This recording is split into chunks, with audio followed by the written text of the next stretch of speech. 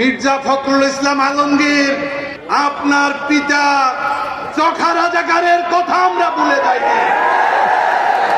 একজন যুদ্ধ অপরাধী এবং পাকিস্তানের পক্ষে অবস্থানকারী সন্তান হিসেবে বিএনপির মহাসচিব তিনি একটি বক্তব্য দিলেন যে একটি নতুন দল জনগণের কাছে আসছে, তারা দাঁড়িপাল্লা মার্কায় ভোট চাচ্ছে, তারা হচ্ছে যুদ্ধ অপরাধী। তাহলে আপনার নেত্রী যে তাদের যে মিথ্যা মামলা বলল, তাদের মুক্তি চাইলো, তাদের বিচার নিয়ে প্রশ্ন তুলল, আজকে কি আমরা বলবো না যে বেগম খালেদা জিয়ার বিরুদ্ধে আপনারা অবস্থান নিয়েছেন?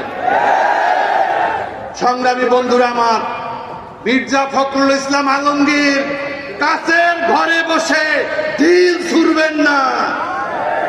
আমরা জানি আপনার পিতা চোখা রাজাকারের কথা আমরা ভুলে যাইনি।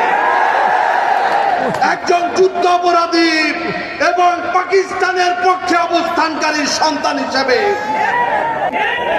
আজকে আপনি মুক্তিযুদ্ধ নিয়ে নতুন নতুন যুদ্ধ অপরাধী তৈরি করার চেষ্টা করছেন।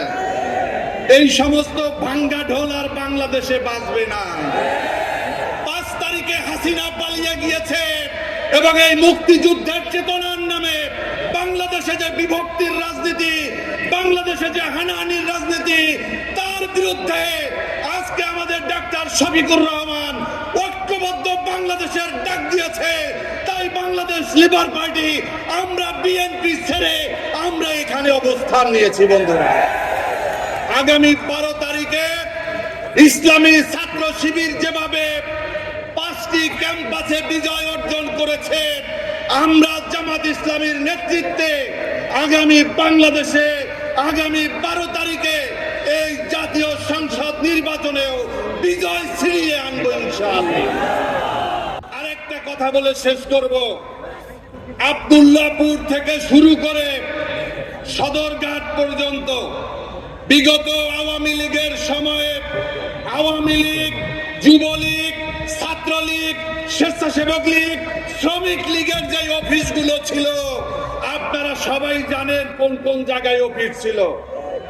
এই অফিসগুলো এখনো আছে, কিন্তু নাম নাই, নাম চেঞ্জ হয়ে গিয়েছে, লীগের জায়গায় দল হয়েছে। আমরা শুধুমাত্র এই ক্ষমতার হাত বদল চাই না, আমরা একটা অর্থবহ পরিবর্তন চাই। আপনাদের মনে আছে কি বিগত 2025 সালের 9 জুলাই এই মিটফোর্ডে চাঁদার জন্য একজন মানুষকে, সোহাগকে কিভাবে পাথর দিয়ে কুটিয়ে কুটিয়ে তারপর হত্যা করা হয়েছিল? তারা কারা আমরা জানি, আজকে তাদের নাম বললাম না। তাদের সাথে এই পল্টনে যারা লগি বৈঠা দিয়ে হত্যা করেছিল, তাদের চরিত্রের সাথে তাদের চরিত্র মিলে যায়।